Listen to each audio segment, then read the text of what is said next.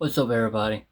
Today I'm going to show 12 terrifying Carolina stories no one dares to tell about. Enjoy. In the summer, the quiet town of Bishopville, South Carolina, became the center of one of America's strangest mysteries.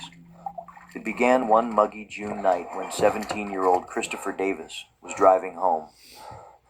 His car broke down near Scape Ore Swamp, and as he got out to fix a flat tire, he noticed something moving through the dark.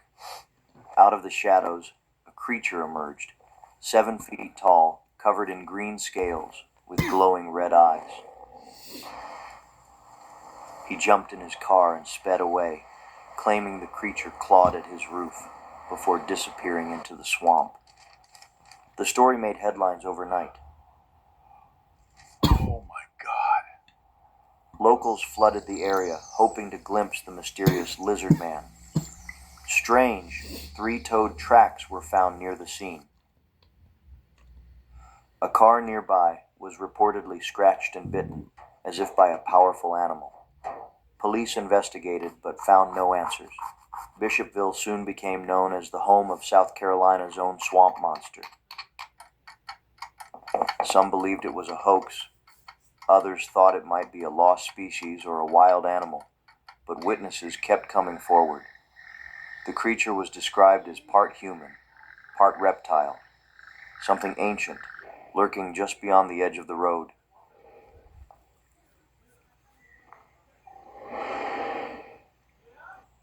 Be careful. This is where they saw the lizard man. I know, honey. Decades later, sightings still pop up from time to time. The lizard man has become a local legend, celebrated with festivals and signs warning drivers not to stop after dark.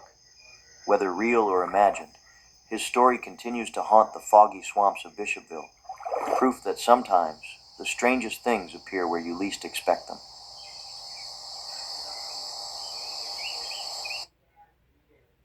Number 2.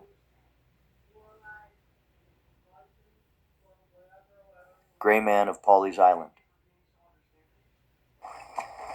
The legend begins in the early 1800s with a young man returning home to see his fiancée.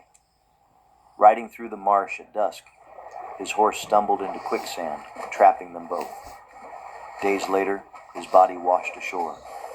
Heartbroken, his fiancée wandered the beach, where she saw him standing in the distance, dressed all in gray. When she ran to him, he vanished into the wind.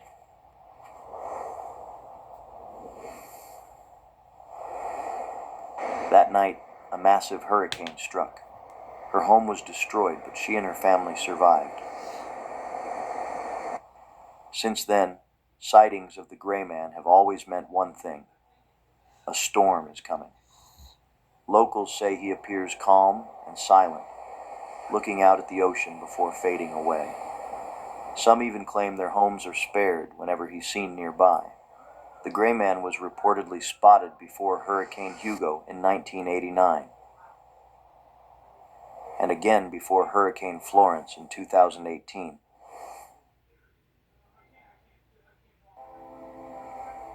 Let's get ready for the storm. Witnesses often describe him as tall, misty, and surrounded by a strange stillness, as if the world itself pauses in his presence.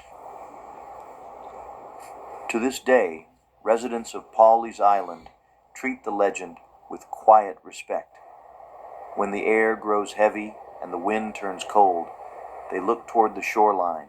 If the Gray Man appears, it's not a sign of fear. It's a warning from a ghost who still protects his home long after death.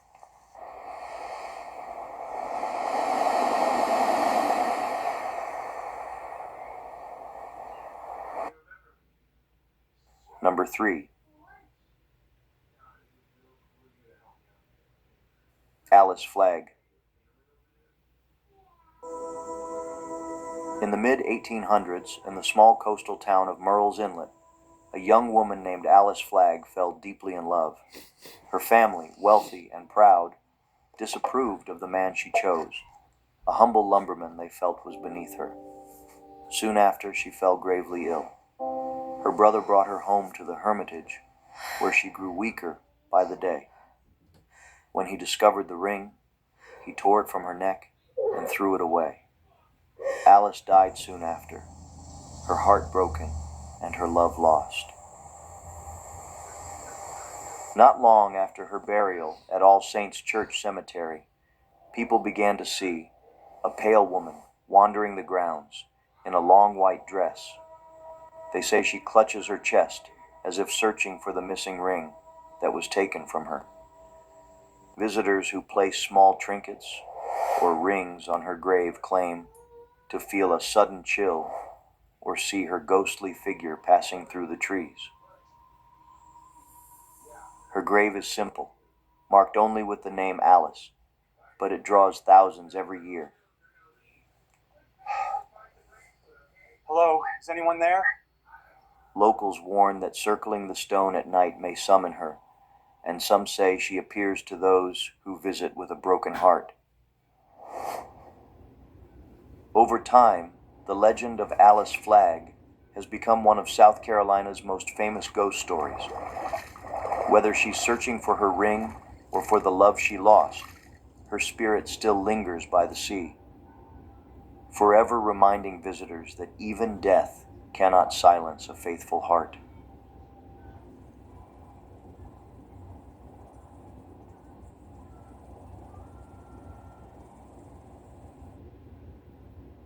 Number 4. Platt-Eye. In the misty low country of South Carolina, where moss hangs thick from the oaks and the air hums with cicadas, people still whisper about a spirit known as the Platt-Eye. Watch out, he walks among us. This haunting figure comes from Gullah folklore, carried to the coastal islands generations ago by enslaved Africans. According to legend, a Platt-Eye is the vengeful soul of someone who died unjustly or was buried without peace. The most famous story tells of a freed man named Tom Fields near Georgetown, murdered for his land after the Civil War. Not long after his death, travelers saw strange lights flickering in the trees near his home. One man swore he met a figure with one burning eye who followed him through the fog. Oh my god, he's real. I somehow managed to escape. Since then, locals have avoided that road after sundown. To the Gullah people, the Platt-Eye was both a warning and a lesson. Respect the dead and live honorably, or their spirits might return to remind you. They hung blue bottles in trees to trap wandering ghosts and painted their porches haint blue to ward off evil.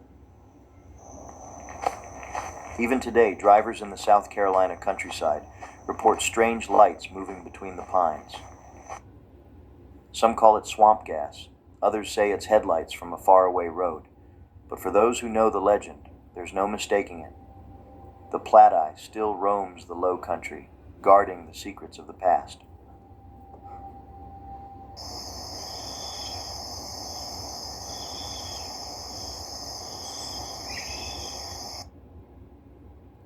Number 5.